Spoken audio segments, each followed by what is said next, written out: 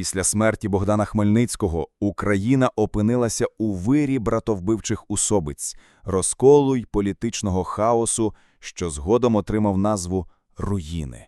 Правобережжя стало під владою Павла Тетері, людини освіченої, хитрої і водночас амбітної, яка прагнула закріпитися не лише як правобережний гетьман, а як єдиний володар усієї козацької України. Його амбіції зустрілися з інтересами польського короля Яна II Казимира, котрий мріяв відновити вплив Речі Посполитої на українські землі, відібравши лівобережжя у московського царя і закріпивши за собою контроль над обома берегами Дніпра. Спільна мета поєднала двох правителів у рішучому поході року 1664-го, який мав вирішити долю лівобережжя. На чолі польського війська стояв сам король. До його складу входили гусари з крилами, драгунські полки, піхота, німецькі найманці, а поруч рухалися полки правобережних козаків на чолі з Тетерею.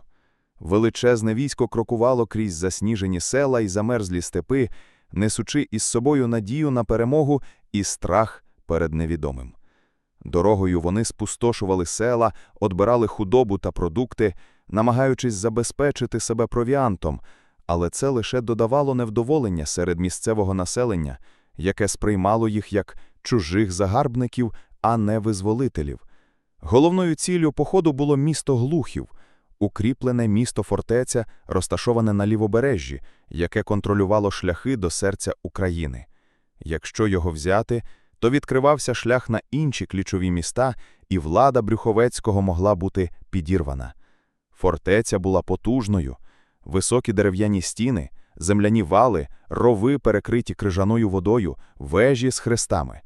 Усередині стояв гарнізон козацьких і московських ратників, які готувалися до оборони.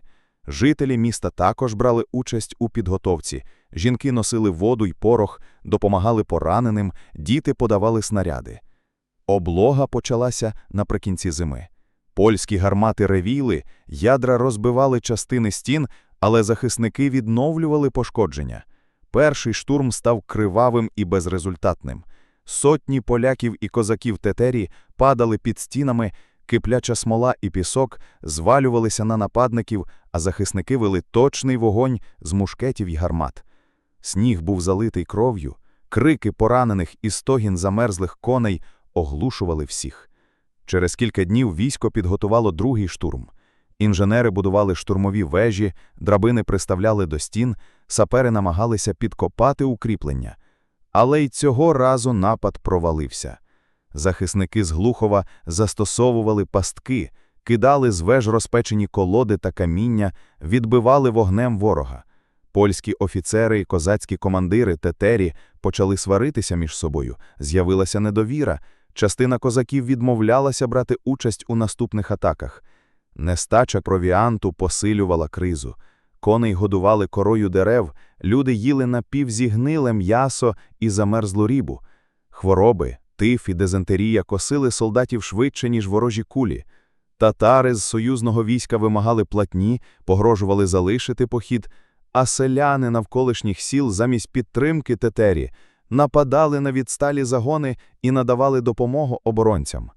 Московські загони підсилювали фортецю підкріпленнями та провіантом, часто вночі пробираючись крізь блокаду. Це підіймало бойовий дух захисників. Всі штурми та сутички закінчувалися колосальними втратами для польсько-козацького війська. Поляки й козаки Тетері вже втрачали надію, відчувалася розбіжність у цілях і мотивації, і стратегічна ініціатива залишалася за оборонцями Глухова. Наступний великий штурм відбувся в морозний ранок, коли туман прикривав підхід до стін. Кращі частини війська кинулися на пролом, але захисники застосували всі пастки – колоди, розпечене каміння, пісок і гарячий смоляний розчин. Настала паніка. Відступ був хаотичним, багато вояків загинули під стінами. Поле перед Глуховом вкривалося сотнями тіл, і навіть мороз не дозволяв поховати їх швидко.